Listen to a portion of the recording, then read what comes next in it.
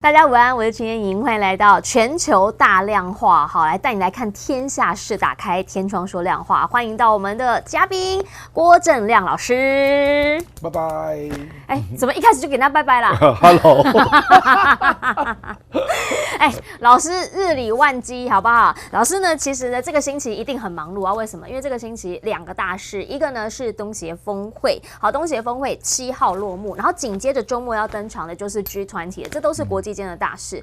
但是对于这个国际间的都没有作用，都没有作用，怎么样来看？好，等等要请老师好好来帮我们讲一下。但是呢，在节目开始之前，还是要先提醒大家，我们现在呢，您所收看的这个新闻大白话频道，等等，在2点15分的时候会有线上直播。好，新闻大白话呢，现在线上直播，我们是晚15分钟播出，欢迎大家在聊天室里头留言，因为我们随时呢都还是会看大家的留言，在广告的时候，希望能够跟大家对话。有什么疑问呢，也可以留下来，我们可以帮您来询问我们的专家学者。好，回过头来呢，要来先请教亮哥的是，我们讲到的是这个星期2个大事，一个东协峰会，一个 G20。刚亮哥讲弄不漏烟啊，为什么会这样看呢？我们要来请教亮哥了。好，原因是因为东协峰会这一回哈，大家的讲法是这样说，拜登没有来，所以呢，主办方印尼很失望。印尼这边的失望，他们是怎么样来形容？他们的专家就直接讲了，是不是说呢，如果不愿意跟你站在一起，表达反对中国的立场的话，那你就对我们不太感兴趣了，就是那个选边站、爱乖、爱听话、要听话的，你才会觉得是你的好朋友吗？就是印尼他们自己的一个感受。那另一件事情是什么？另一件事情呢，则是有人就在讲了，说，这会不会呢？是因为现在其实，在东协峰会举行之前，有所谓的这个国家争议啊，等等这一些问题啊，那他们就在讲啊，这些东西其实呢，在他们的这个国务院这边呢，他们自己有很多的看法，他们就会觉得这可能在之后呢要更多的讨论。而这一次是在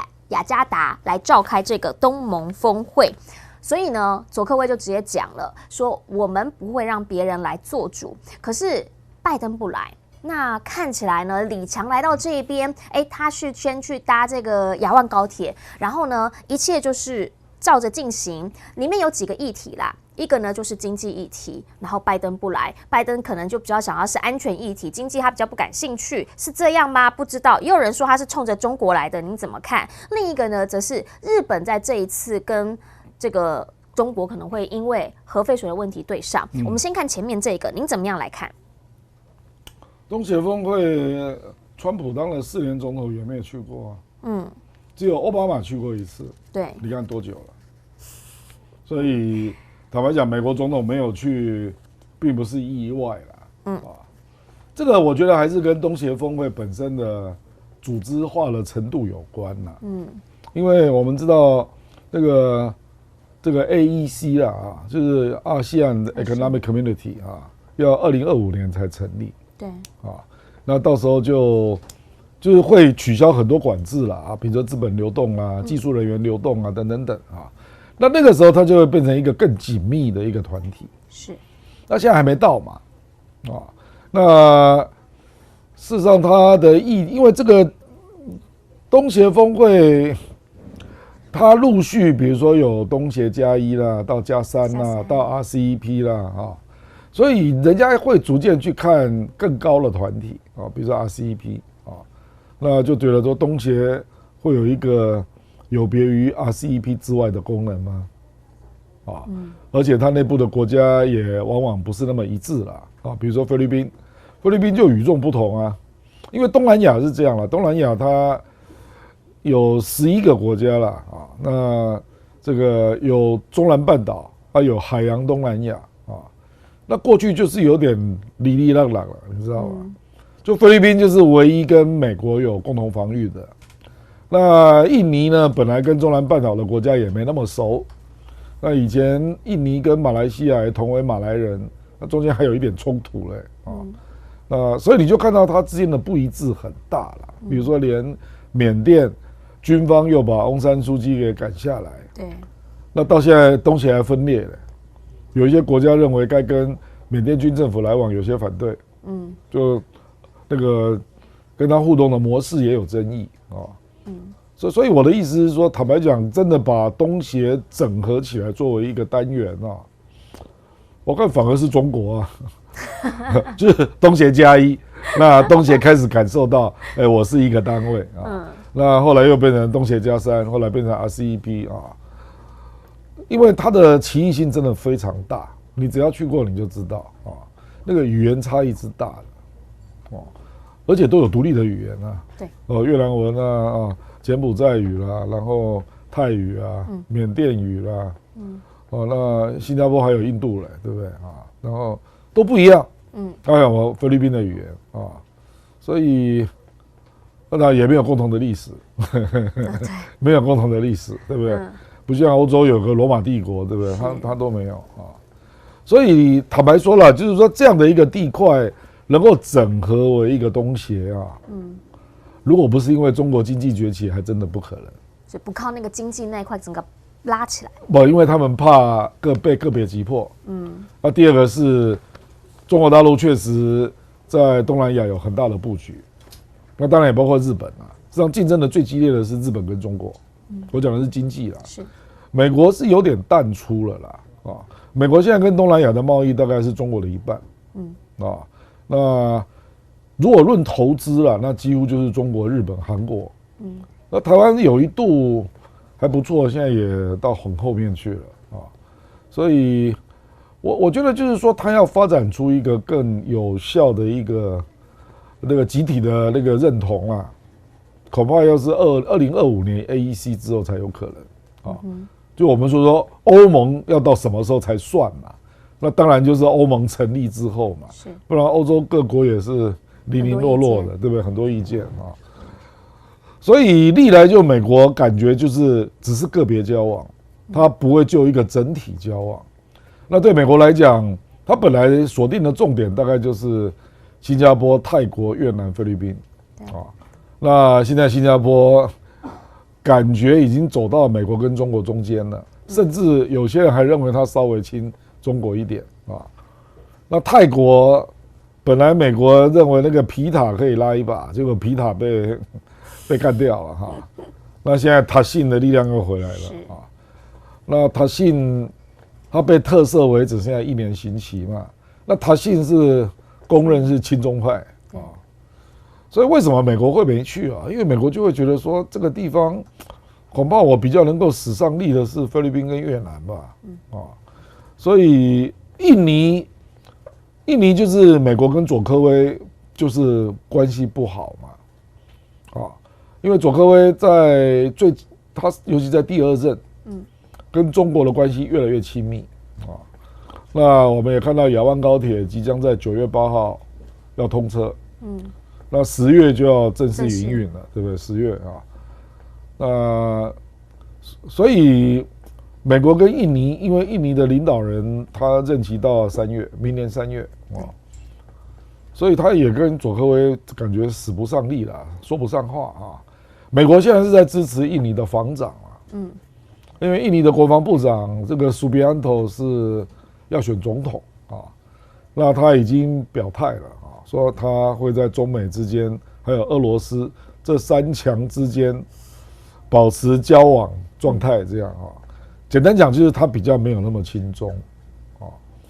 那苏比安托目前民调微幅领先啊，因为佐科威是支持西爪哇省的省长，是啊，民调很接近啊，可是基本上就佐科威就是跟美国没有那么好嘛，所以印尼讲那个话你可以理解啦，就是你拜登又不来了啊，那也就是说他是应该这样讲啦，说那你们美国还是不来啊，事实上都没有来啦，是奥巴马来过啦。那你去想一想，奥巴马那是2016以前的事了嘛？那多久了？7年了，那以前他可能就是叫贺锦丽来这样而已嘛。所以美国当然来这边就是主要要讲什么南海自由航行啊这一类的议题嘛。对。可是南海有很多国家，坦白讲跟这个议题无关啦。东南亚有很多国家跟这个议题无关因为相关的国家主要就是越南嘛、菲律宾嘛、马来西亚，然后印尼是经济经济海域啊，那文莱也有一点点那其他国家没有啊，所以你如果要来东盟提这个议题是有点怪有点怪啊。那当然也有人说，美国是不是针对中国刚公布的那个地图来说一说可是问题是，东南亚各国的地图也都是按照自己的版本画的又不是只有中国这样画，对不对？中国把这个多加一段线9段线都画进去，那越南也一样，把一些岛屿画成它的岛屿都有不同名称对不对？那菲律宾还有一个叫做菲律宾海不是吗？那越南也根本不叫我们现在所看的地图那个名字这个因为亚洲地区本来就彼此互动的历史不长了，因为这个中国大陆之前在搞文革嘛，那还在输出共产革命嘛，那你记不记得那个时候东南亚都在排华？有一阵子是排华事实上主要就是那个时候针对共产党尤其是印尼嘛这题外话了。所以我是觉得，我是觉得这是东协峰会找不到主力点比如说南海行为准则，大家本来想说会不会审对，可是目前菲律宾跟中国那个样子，你怎么弄卡着，就卡着嘛所以拜登也希望在 G20 之后去一趟越南嘛，对不对？定了，已经定了嘛，是 stop by 越南是，大概待几个小时而已了那这个地区如果要谈经济议题，在这里谈也很奇怪因为你可能会到 RCEP 谈对不对？就有点比较完整组成比较更多嘛，而且亚洲还有另外一个论坛叫 CPTPP， 是，对不对？所以就有一些人会认为说，亚洲的经济在东盟还没有进入2025，彻底变成一个 AEC 的经济共同体之前这东南亚很难说是一个单位了，你知道我的意思？你如果2025之后你就变成 AEC 了就东协经济共同体，那个当然你就会越来越像是一个单位那可是目前不是嘛，那目前人家就会觉得说你好像是散在RCEP 散在 CPTPP 里面这样那谈经济应该是到那边谈吧那至于你跟中国的特别关系，你可以用那个东协+1的方式来谈或者+3把日本跟韩国也邀请来就是会有不同的模式啦这里又因为卡到菲律宾仁爱礁问题，所以南海行为准则也不能处理，所以你这样看不是没有主题了吗？听起来好像是这样对不对？那来抗议地图，这有什么好抗议的？又不是只有我画，你们自己也画这样是，不过今天有一个消息他出来说是现在呢，大家发现了东协已经变成大陆最大的一个出口市场了，已经好几年了。是，那这件事情呢，基本上如果我们从线图来看，你可以看到这几年来红色这个是东协，然后呢蓝色这个是欧洲，那这个黄色这一个呢？它则是美国所以这个线图很明显的看到东协就是一路的往上攀升甚至呢最近有几个月，现在东协呢是非常非常高的拔出。大的胜过这个欧洲跟美国。如果你用6月份的数字来看，现在跟东盟这边他们的国家就是774亿美元，那欧盟是多少？688，美国呢这个774还比预期低是因为本来想说一年会超过1兆，是，然后所以今年可能还是没有超过1兆，是，那当然就是因为经济不好嘛，就是整个不然本来预期今年要超过1兆，就是第一个超过1兆贸易额的一个实体，这样。就是它的疫后经济是不是它的动能没有完全的回来这件事情？那当然了，现在在这样子的一个数字看下来之后。带到我们下一个问题，那是不是因为呢？比如说啦，在之后10月有一带一路嘛，那再加上呢，现在这个东盟，发现东盟、东协这些国家也是他们最大的一个出口国G20 跨款跟他 Manky 这样子，你觉得习近平为什么会不去 G20？ 现在有各式各样的讲法 ，G20 比这个复杂多了。对，一种讲法是说，是因为主办国是印度，那他们现在有很多的在边境上面举措，包括呢，印度现在也正在他们的中巴还有印边境这边办一个军演啊，11天的军演，然后我们就觉得说呢，那是不是因为先前啊，包括地图啊，然后还有一些争议，所以不去，或者是中美的关系不好，所以他不想去。反正呢，为什么他会不去？大家开始有各种的揣测。那习近平呢，因为是第一次缺席G20，之前呢，基本上他都会到的。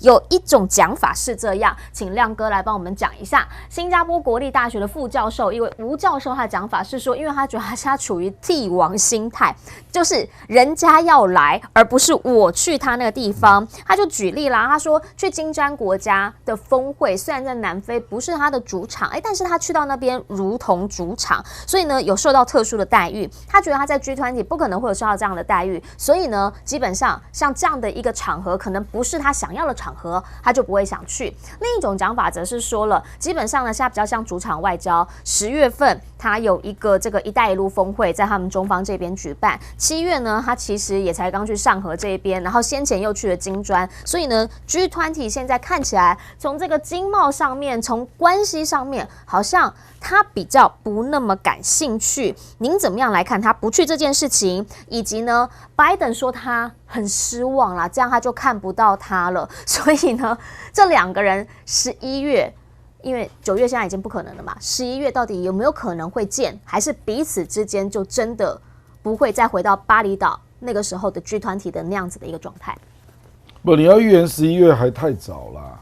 不过基本上 Raimondo 他并没有给中国带来明显的利多嘛，比如说科技出口那个管制700多家企业，你是不是要大幅减少？没有回应啊。坦白讲啦 ，G20 啊，我甚至认为啦在金砖会议逐渐扩大成员上轨道之后，我认为习近平大概都不会去了啦。你是说之后啊？应该都不会去了，因为就是一个没有功能的单位了因为我今年的 G20 可能没有共同声明写不出来。为什么呢？因为俄罗斯也在里面了，你不要忘了。对。所以基本上，因为今年那个 G20 的外长会议跟金长会议也是在印度开的啊。是。那上次是印度的外长主持嘛，那莫迪坐在现场发呆啊。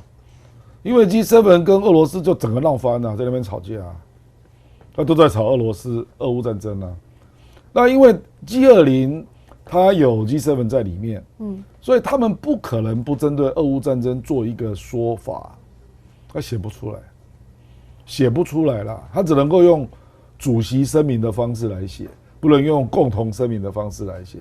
主席声明的意思就是说，我不同意见都写进来了。说我们主张这样可是有某某国表达不同意见，那只能这样写那今年还是一样啊，现在俄乌战争正在热头上，对，现在乌克兰还打到扎波罗热那一带，对不对？那俄乌战争要给集束弹，又要给更多的诱弹，所以俄乌战争哪有什么好话可讲？所以这个是第一个啦，就是声明写不出来啦。那还有第二点就是美国又要再重提那个“一带一路”的替代物。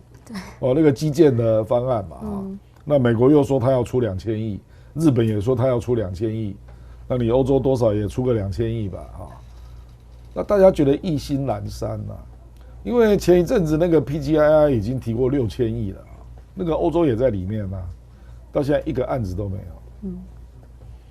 就是我是觉得很多人对这种空泛的东西感到很厌烦那你拜登一天到晚都在吹这种牛你那个全球基建计划为什么你推不出去？因为你都是民营企业嘛，你都是民营银行嘛，你怎么弄那还有第三个就是印度比较关心的，就是第三世界的债务跟经济发展。对。那这个 G7 没有兴趣那请问你 G20 要干嘛？有人说要帮忙改革一下世银好了，那个东西我讲白了啦，那个东西在金砖会议也会列入项目。是我的意思就是说你看习近平他出席了，你刚刚举了3个嘛，对，他今年事实上是到目前为止那个“一带一路”峰会还没有啦，还没10月。他目前出席的就3场会议，对，一个是上合组织，对，一个是中国跟中亚峰会，中国中亚，对不对？那另外一个就是金砖嘛，对不对？对。那你可以看到这3个会的共同性质嘛。第一个，他一定有一个共同声明，那习近平一定有一个主旨演讲，对，然后都是很实在的，都有一些具体的计划项目要推出。那目前中国最重视的当然就是10月的一带一路峰会啊，就是习近平，我觉得这个人我也观察一阵子了，就是他对这种纯联谊啦、纯粹来这边打嘴炮啦、各说各话的这种会议啊，他实在是没什么兴趣了啊，所以我会逐渐认为，在金砖逐渐成型嘛啊，金砖未来会是一个更有主张的会议，它就是代表全球南方。那 G7 也非常明显，它就是代表已开发国家。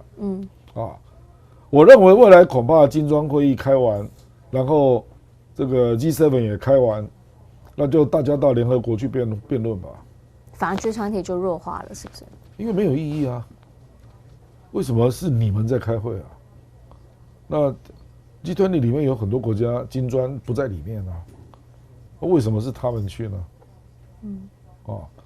那事实上有一些国家也不在金砖啊，比如说墨西哥。那墨西哥凭什么参加 G20 呢？为什么是墨西哥呢？就是美国拉他进来的嘛，就是美国拉了几个第三世界的国家是亲美的嘛，所以很多人就会觉得说啊，你既然你去那边是要帮美国举手，那你也免了啦。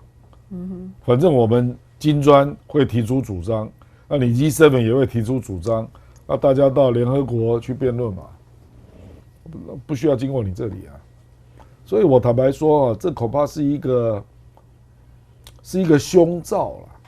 说 G20 恐怕会逐渐走向没落了。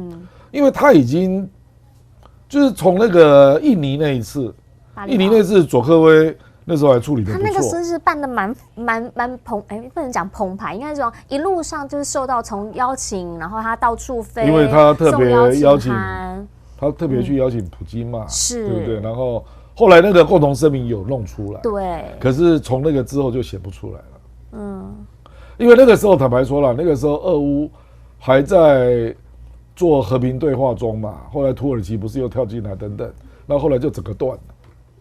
后来所有的和平对话就全部断掉了，所以印尼那个时候的氛围还没有那么糟。那后来有很多人都出来尝试嘛，包括土耳其啊，包括以色列啊，包括匈牙利啊，那后来是中国嘛，可是都没有办法啊，那都没有办法的情况，你看现在你也很少听到，比如说马克宏是不是要再去磋商一下俄乌啊？马克宏不是说他越要吗？跃欲试，现在怎么都没动作了，对不对？所以我的意思说，这个氛围给人家感觉就是你们还打得不够累了，所以你们没有定下心，觉得要谈出个结果嘛。大家都还在往前冲的路上。我觉得主要是乌克兰啦，因为美国也还没有下决心嘛，所以在这种氛围下，你 G20 是谈不出东西的啦。那你可以再往下看嘛，就是说那你再往下看，明年金砖可能再扩员哦。对，明年可能轮到亚洲的国家要进来，对不对？那印尼啊、泰国、越南都有可能再进来，那我还要去开G20干嘛？我这些国家都在金砖，都是全球南方，我们自己形成一个主张，那直接就到联合国去了嘛。我为什么要到G20谈？G20没有什么代表性啊。因为我越南也不在里面啊。也是哈。对啊，我为什么要去那边谈？对不对？就会有这个问题啦。所以比如说埃及就是基本上那个G20当初选那个国家的过程就那个代表性是有问题的啦。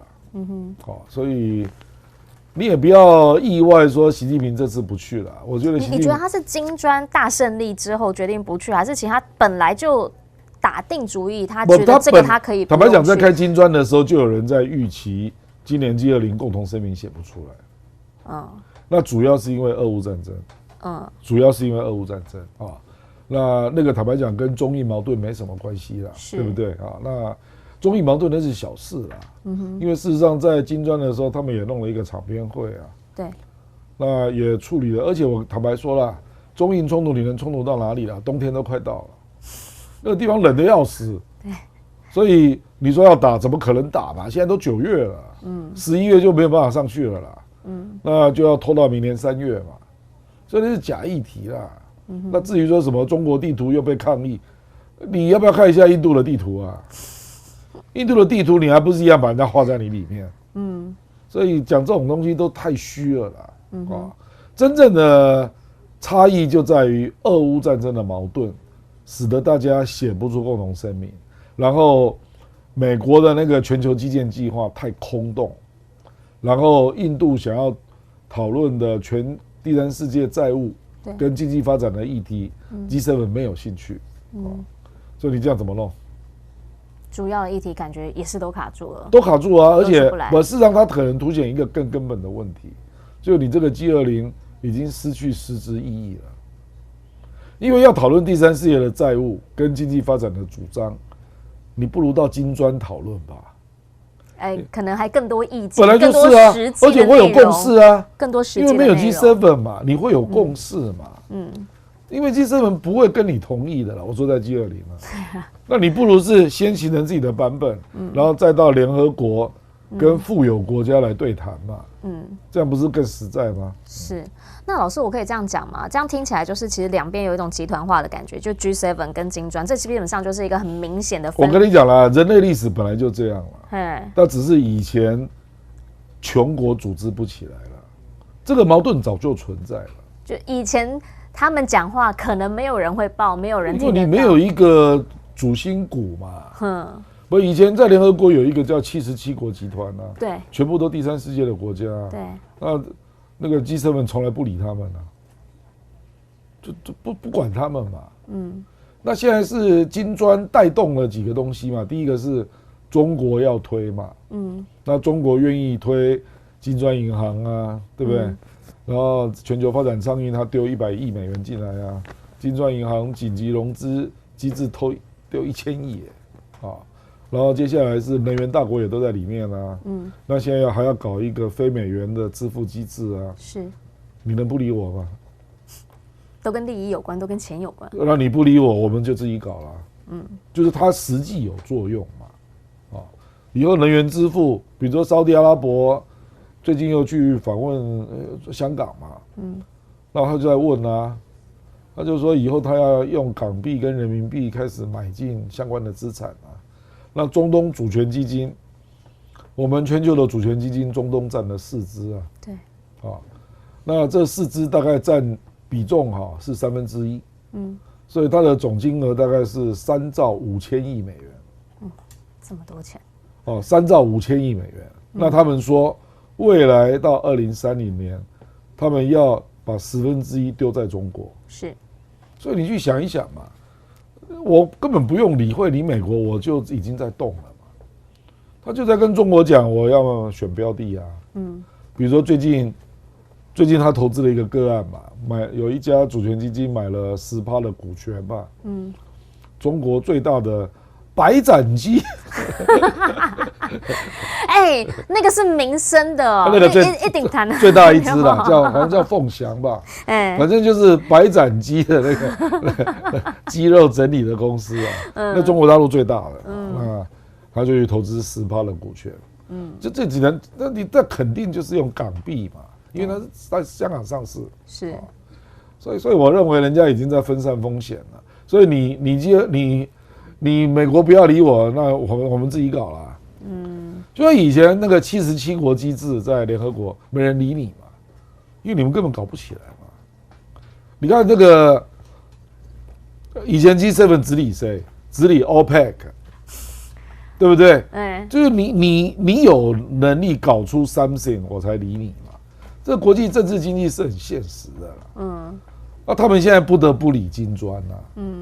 因为金砖这个是 OPEC Plus 都在里面的。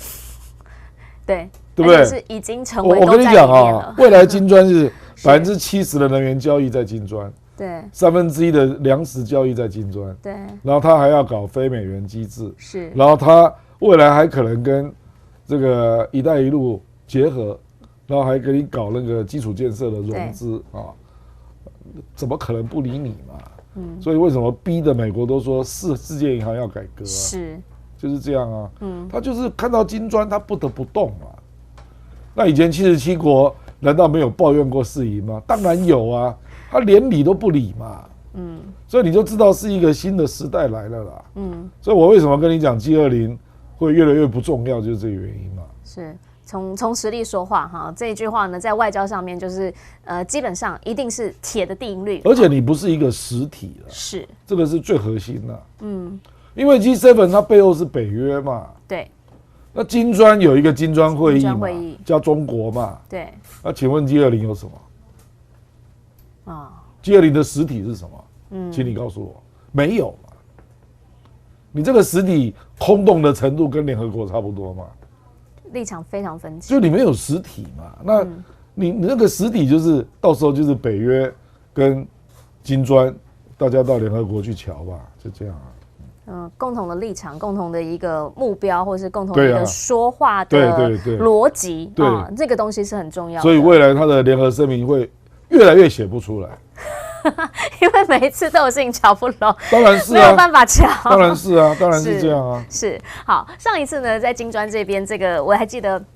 那个时候呢，这个老师有特别讲了，说那个里面的那个宣言呢，哈，回去要好好读啊，因为那个宣言很重要。那其实呢，现在也看到，从实力说话这件事情，从这一回在科技上面，因为我们要来讲一下华为了哈。这个华为呢，在现在他们所推出的这个 Mate 60 Pro 这件事情，白宫这边的回应是什么？苏立文讲的，他说，我没有办法具体回答你说他到底有没有突破了我们的那一些科技限制，但是我们能做的就是继续实行小院高墙的技术限制。然后呢，雷蒙多他的讲法是说，反正啊，我们是会继续卖晶片给中国，但是我们永远不会卖我们最顶尖的晶片。好，为什么在讲晶片？这一次呢，基本上华为这一支手机，大家注意就是它那个性能问题嘛，就是晶片嘛。这一次的这个晶片哈，7090S 呢，它其实基本上现在已经。因为是 Bloomberg 他们找人去专家去解的，所以大家比较能够信服说 OK 好，就是7奈米，中芯他所做的7奈米。但是有专家说，基本上先前很多人就已经讲他做得出来了，但是呢，这可能已经是技术极限。现在的技术极限，现在的技术极限啊！但是很多专家第一天的时候呢，开始有人在讲啊，拆解出来哦，很厉害，是7奈米。开始有一些在修正呢，哈，包括什么？包括现在很多人在讲的是后续比3个，一个就是出货量，到底能不能跟得上？就是它的那个量产的技能到底良率有多少啊？因为他们就直接讲了，我良率你不会知道，对，他不会公开了。你给不给得上嘛？哈，那就是出货量，重点还是吃出货量。就是2020年，他说当年他们最好的时候，那个为什么让大家觉得华为是一个咖？是因为他光上半年就出货上亿只，所以他会觉得那是一个咖，所以他就会觉得说，那你现在到底，因为那时候晶片是美国卖给他的，对啊，那你现在你到底你的晶片的出货量，你能跟上的速度是什么？那第二就是什么作业系统，因为。不是 Android， 所以呢，变成说很多人认为你要走出中国市场，你要走入欧美，会不会中国国内就有10亿只啊？对，但是大家就问说你有没有可能有需要？你如果要走出去哦，要走出那个以前的那个华为的红景的话，那要走入欧美会不会有难度？好，那第3个 iPhone 15先前基本上在中国 iPhone 也是一个大市场。会不会被吃掉？这几点呢？大家现在开始在看。那您怎么样来看后续的发展？因为就证明了嘛，它没有 EUV， 它还是可以做得出来。那现在美国会怎么做？因为后续有没有可能会有更肃杀的竞争手段？那个 DUV 本来就做得出7奈米，那只是它要重复曝光，那还要看良率嘛。对，所以中芯在2年前因为良率太低，对，所以生产就不划算嘛。那中芯后来是在这2年得到了一个机会了，就是比特币那个挖矿啊，它需要7奈米的晶片，可是它的投产当然就没有像手机那么大了，可是就让中芯国际有练兵的机会了，所以它是这2年这个7奈米的生产，我认为是进步了啦，可能它没有公布，我们不知道，可是很显然是良率变好了，所以这个一定要练功啊，那就是这个比特币的挖矿这一块让他得到了这个机会啊，可是不是手机了啊，因为中国大陆7奈米的手机一直都是进口的，就是晶片啊。对。后来大家了解到，就是华为听说是派了300名工程师到中芯国际这个叫驻点，这个苹果也是一样啊，它都会驻点啊，那协同开发出这个手机的5G 晶片啊，那当然也要用华为做的 EDA 嘛，不然你没有办法制造啊。所以关键真的就是出货量啊，因为这个当然，所以我说这个事情还没有定案，就是这样，就是人家就说，那你今年能够做几支啊？对啊，那目前人家就说，因为这次振奋嘛，所以 Mate 手机华为今年可能可以生产总数到达4000万只啊，那事实上去年就是3000万只，那华为在最高的是2020年，对，它是2.4亿只，上半年就上亿了，本来就是一年下来是2.4亿只，是整个系统啊，是整个系统啊，所以我觉得是，所以大家会看量，就是说，那去年是3000万只嘛，那今年因为现在已经9月了，你9月了才爆出这个 Mate 60这个好消息啊，那有人就说是不是 Mate 60赶快追加啊？因为它 Mate 60本来内定到年底只有600万只，所以这个晶片的数并不多，对，并不多。对，那现在就有人在说，那么多人排队啊，听说排队的人上亿啊，那你今年总要多少给人家一下吧？所以目前传出了啊，这个还不能证实，说他 Mate 60可能愿意做到1200万只，或者是1700万只，那可是人家就要看你赶工交货的速度嘛，因为这个就是人家在看这个中芯国际生产5G 晶片的提供速度嘛，这个是一个观察点啊，所以你在跟我讲说啊，这个不会那么快啦，因为华为以前可以卖到海外，因为有 Android，这个根本不是他的问题啊，他现在光是吃中国内部的市场就有上亿只可以做了嘛，是，所以他现在哪里需要出口？因为鸿蒙系统本来在中国国内就已经有将近7亿人在使用了，因为它鸿蒙不是只有做手机耶，对，它现在也做智能车啊，还有家电的那个物联平台啊等等了啊，对，所以根本就没有所谓的全球化那个问题了，就非用安卓平台不可，还没有到那里了，等它又到了1亿只再说吧，那第三个就是它会不会再往上？就是说7奈米，那7奈米，坦白讲，它没有 EUV 5奈米、3奈米，它是做不出来的啦。它现在是说，它做出了5奈米的效果，对，可是它不是用5奈米来做的，因为5奈米就是要用 EUV 嘛，可是对华为来讲，坦白说了，要做到3奈米、5奈米的机子啊，比如说现在那个 iPhone 15可能做到5奈米。那坦白讲，只有一个项目它是会领先的，就是打电动。那买华为手机的人，我看一般不是在打电动的啦，你懂我意思？比如说我就从来没有在打电动啊，可是为什么会用到5奈米以下啊？就是才不会卡嘛，才不会打电动的时候不会紧要关头卡在那边不会动，需要最高的 CPU 就是打电动啦，所以你在跟我讲那些说，哎呀，5奈米啊，3奈米做不出来啦，so what？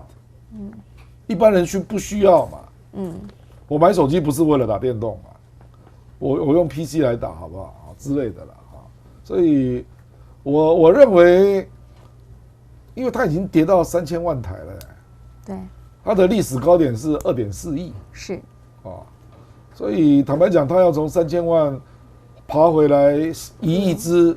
恐怕就要3年了吧？不容易，这合理的说法嘛。那当然苹果会担心嘛？为什么呢？因为有人就测它的总体功能，大概就接近 iPhone 14，所以这个当然会影响 iPhone 在整个中国的市占率了。而且以前本来就是他们在 PK 嘛，对，就是华为那个时候，当然就是所有的芯片它都拿得到的时候，那它已经超过苹果的全球销量。所以你就知道这是一家很厉害的手机公司了。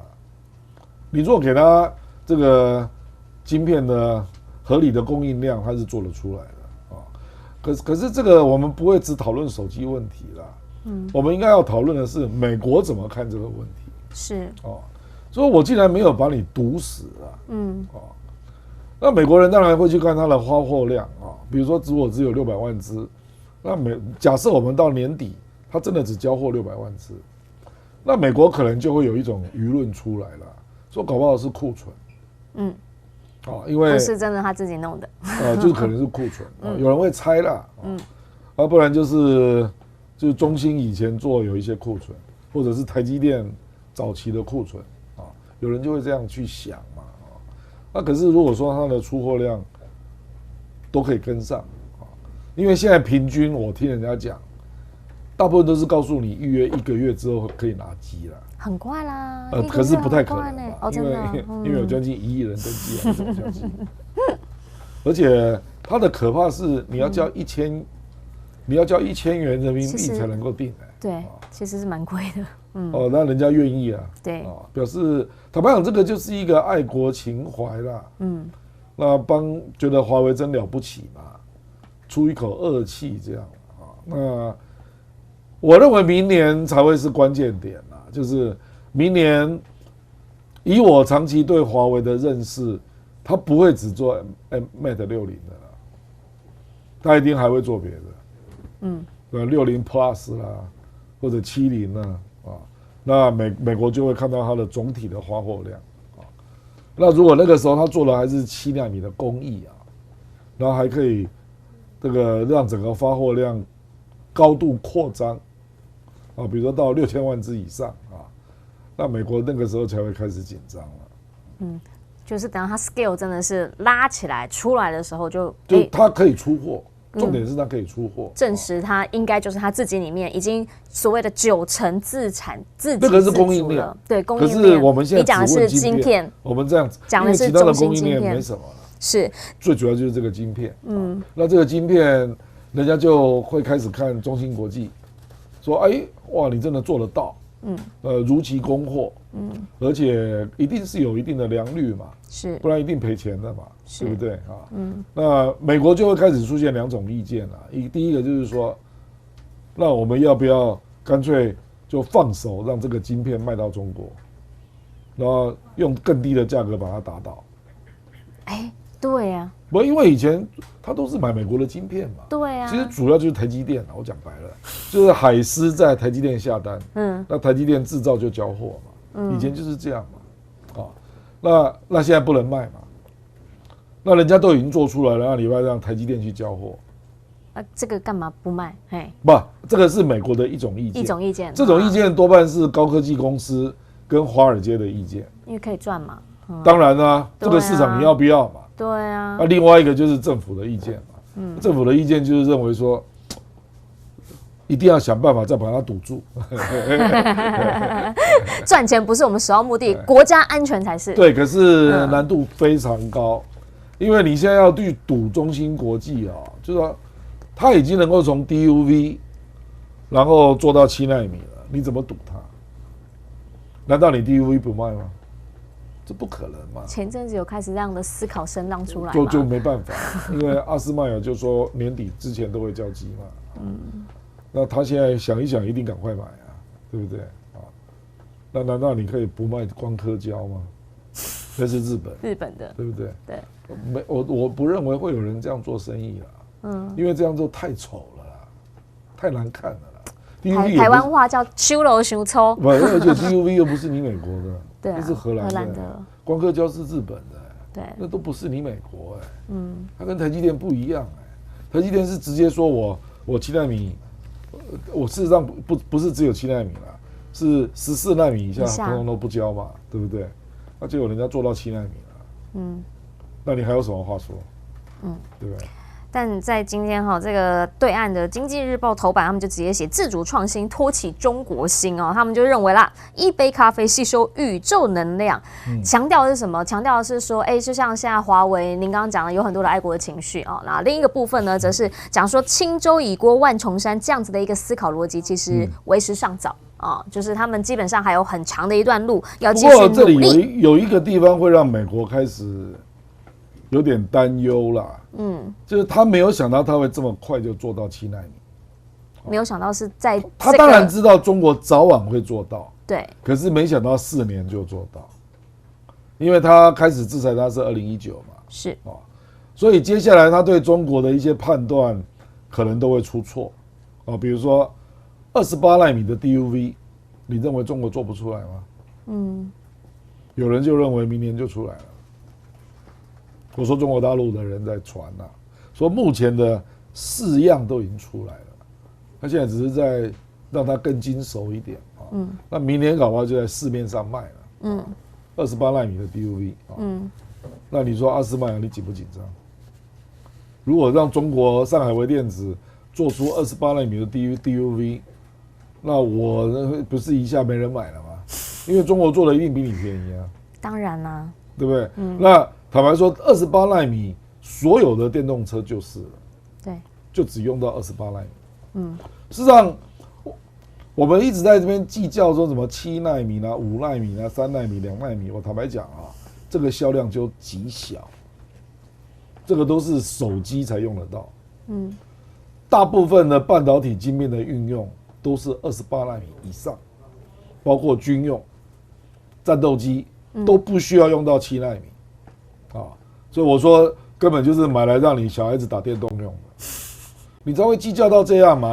就要装到这么小的里面，用到这么小的晶片，一般不是嘛？军用的它讲究的是稳定嘛，是，所以它不要用那么小的奈米啊，它宁可用比较稳定的。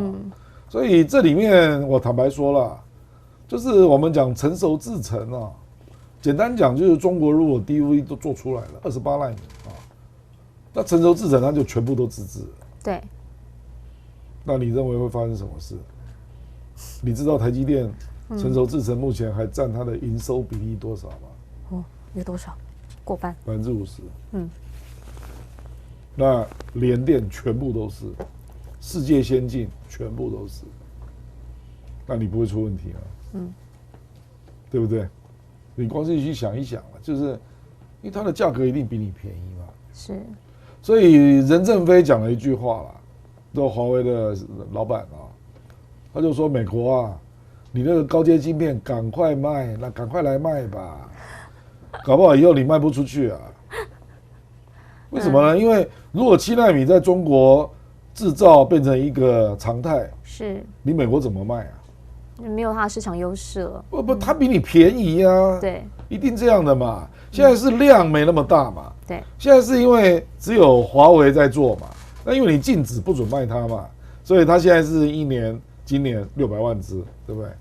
那如果以后小米啦、vivo 啦、7奈米晶片中国都可以供应，都跟上了。那你认为不已经跟上了？现在我们不知道出货量，就说如果我的出货量可以到1亿片，那我还需要跟你美国买吗？就是这个意思嘛。所以任正非的意思就是说，你美国那个7奈米那个高阶晶片，你赶快来卖啊，怕你以后卖没人要啊，因为你比人家贵嘛，就是这样嘛。其实呢，在现在这个科技战打到目前为止哈，还有另一件事情，就是到目前为止，你看到它科技封锁，他就讲了小月高墙他们不会停，技术限制都还是存在。另一个限制是什么？另一个限制是在上一回雷蒙多到了中国的时候呢，中方一直跟他讲的301这些关税限制，他们今天呢也很直接的告诉你了，说目前是不会改变川普时期那一些的中国关税政策。看起来中方这边想谈的也都没什么好谈了。那未来呢，这场仗就是持续的打下去。但是呢，在美国这边看到了有很多的科学家哈，2位 Stanford 大学的老师，他们说他们自己主动的去收集了上千位科学家的签名，然后跟他讲说呢，拜托我们是不是把那个43年的美中科技合作协议哈，原本都只能延半年而已，我们现在是不是可以延长一点点？因为本来都延5年。对，但是这一次延半年嘛，对对对，那怎么办呢？那他就讲说，这会影响到的是我们的工作，影响到的是我的研究，所以呢，反而是教育界这边跳出来，请政治界高抬贵手，不要这样子。就是共和党，对，民主党是愿意，是，所以这件事情目前看起来应该选前，我想应该是不会有太大的变化。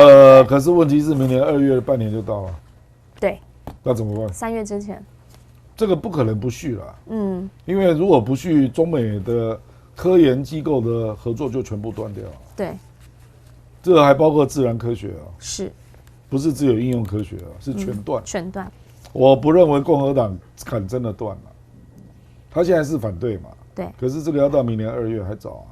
OK， 还有半年的时间，让它慢慢发酵。好。对，马上要进行的，这个是我们今天的也有一个新的消息，金正恩即将要访问俄罗斯，要跟普京谈军事合作，谈什么呢？一个讲法，普京需要这个金正恩他这一边的一些弹药啊，然后呢，金正恩这边需要普京这边什么前舰的技术啦，比较太空技术啦，然后呢，可能还有一些粮食啊，希望你能够帮忙，双方就这样一拍即合，所以车子已经坐过去了，列车搭过去了，然后沙利文马上警告，不要给他武器哦，不然你就会为此付出代价。所以他能干嘛？你已经把人家制裁成这样了，你还能怎样？我比较在意的是这个，现在是俄罗斯他们自己讲出来说，其实以后我们跟中方的海上军事联合演习，其实我觉得朝鲜加入蛮合适的。然后呢，这一位驻朝大使马上说啊，我个人意见呐，您怎么看？不，我不认为中国会跟他联合啊，不会啦，不会哈，因为中朝联合意义不大，那个中俄联合才有意义啊。对，朝鲜本来就跟俄罗斯比较好啊，事实上连那个金日成从他创国国父开始就跟苏联比较好啊，那这次这个朝鲜战争70周年，绍伊古本人都去了，对，而且还去参访了各种敏感军事科技设施，对不对？所以摆明了他们就是要做军事合作。那他到底卖多少？事实上，在乌克兰的这个战场上已经发现那个北韩的炮弹，那只是不知道来源，因为也有人说是搞不好美国提供的，就是要让你觉得北韩已经介入啊，因为美国手上也有少量的北韩制造的炮弹啊，那我认为北韩不会退缩了，因为他早就答应了，不然你凭什么从去年第4季以来有这么惊人的军武上的进步？那个俄罗斯没有介入，我不相信啊。包括导弹啦，各种类型，还有距离，然后还包括无人机，他连那个全球鹰，美国那个类型的全球鹰都做出来了。那这个不是伊朗提供，我也不相信啊。因为伊朗打下来过嘛，那肯定是你跑过去看了嘛。那这个也要俄罗斯允许啊，然后超高音速导弹你也做出来了。金正恩怎么突然 IQ 吃了神功，是吧？不可能的事嘛。一定是有人在帮你忙嘛，对不对？那现在大家最担心的是战术核武了。对，因为俄罗斯的技术，战术核武可以做到3000吨的当量，那非常可怕。因为我们那个日本广岛那个核弹，一般认为大概是5万吨，它可以做到3000吨啊。这什么意思？你知道吗？就是我可以只打一艘航母，那个航母就不见了。然后它不会造成周边太大的影响。那俄罗斯不会乱来啊，北韩你怎么预测啊？比如说美国你要对我那么凶，我手抓不住啊，就射出去了，不稳。我跟你讲啊，有人在评估，北韩的战术核武可能可以压到4000吨，但它目前的进度，这个是韩国报道的啦，它的进度大概是做到72%，那也很快耶。对啊，那你美国要不要来试试看？所以我坦白说了，这个美国这边说大话说你如果提供传统弹药，我要怎样怎样，那你还能怎样？你什么东西没有进制裁它？现在几乎都制裁了嘛，除非你去制裁中国嘛，因为有人在帮他嘛，比如说北韩就发现在澳门的银行做交易嘛，被抓过哦，那美国就立刻把那个澳门的银行列为黑名单，所以美国一定要把周边的跟澳门、跟北韩就跟朝鲜有在做交易的那些经济实体一个一个砍掉嘛，你敢吗？很多都是中国的单位啊，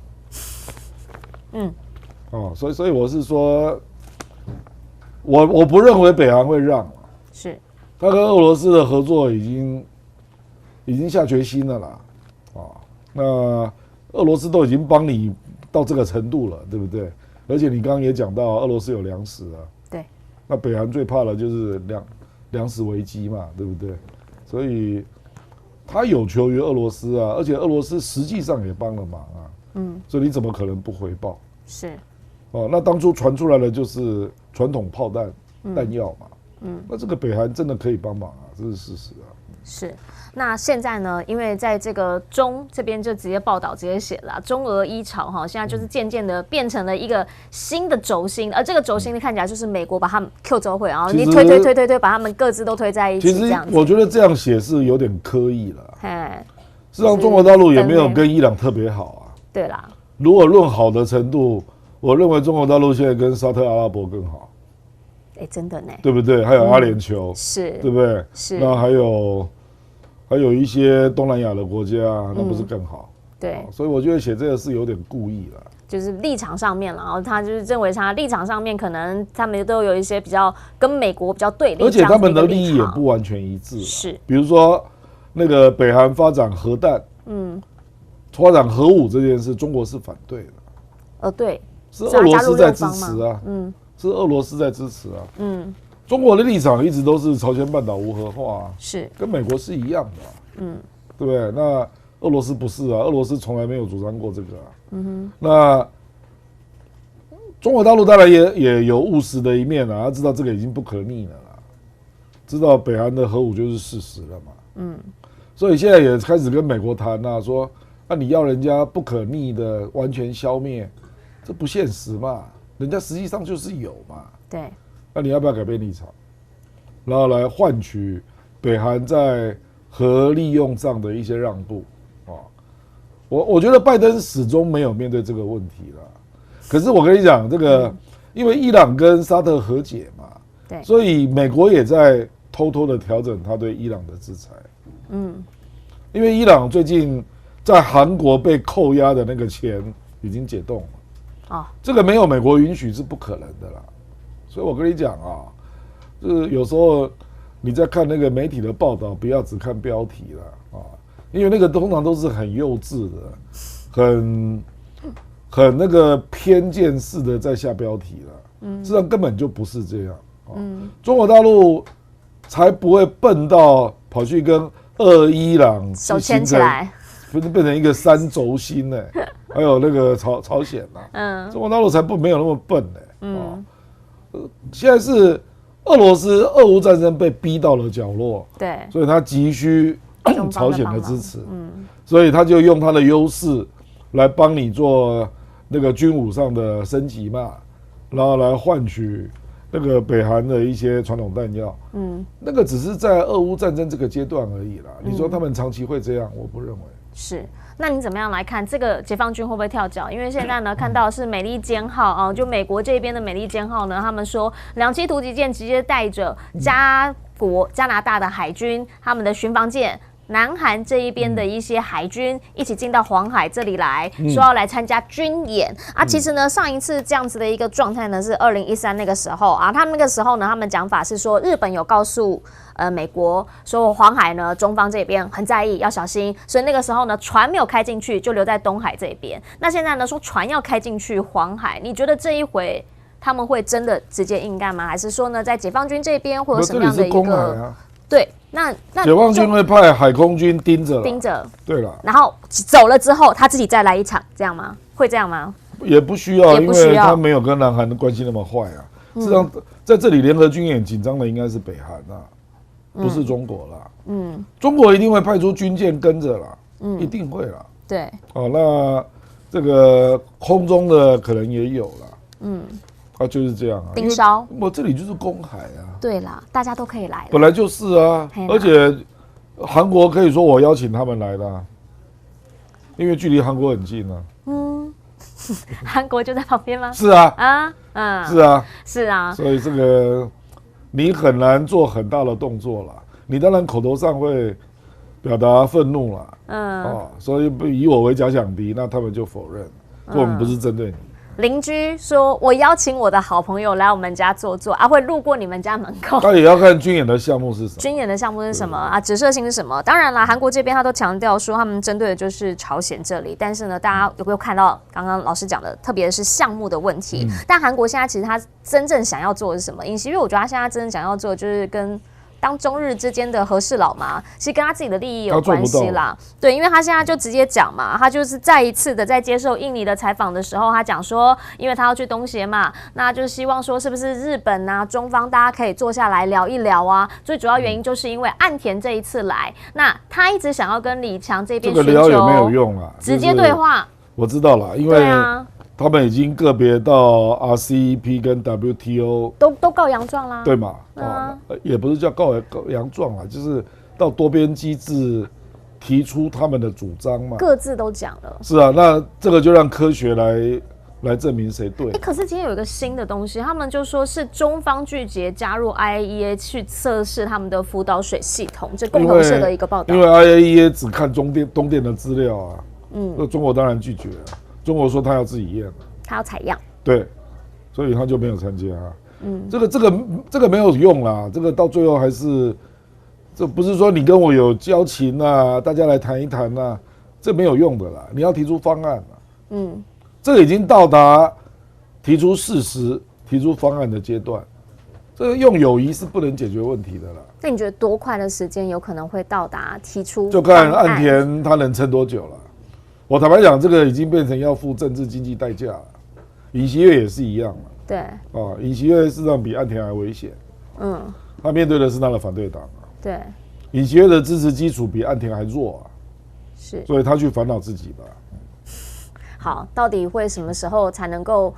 我觉得身为周边国家的或周边邻居的大家都在想说，是不是能够赶紧解决这些事情？因为影响到的是我们后代的子孙30年了，我光想要投就很痛这件事情。那到底什么时候会结束？目前老师的看法就是还不知道，大家都还在一定会在你女儿念小学之前结束啊。要命哦！哎呀，要命哦，还很久呢。我们有办法那么久吗？一次几千吨这样子，一批就17天，我有办法撑那么久吗？练大班之前结束。完全呢，你知道，当妈的心态就是我们要吃干净的东西，我们要吃安全的东西，这么一个微薄的愿望，没有想到呢，竟然在当今这科技这么发达的时候这么难啊！要求一个科学真相，大家各说各话，科学真相应该是唯一真理吧？可是现在看起来好像有种各说各话的状态，能不能够寻求出共解啊？之后我们要随时带大家来看啦。今天要非常感谢我们的这个亮哥能够来到我们现场来，同时呢，在结束之前，我们要再一次的提醒大家，等等呢，在2点15分，我们的新闻大白话会在新闻大白话的频道准时直播，欢迎大家呢一起在 YT 频道跟我们一起来看节目。同时，今天也要谢谢亮哥，下个星期四全球大量化，我们准时线上见，拜拜，拜拜。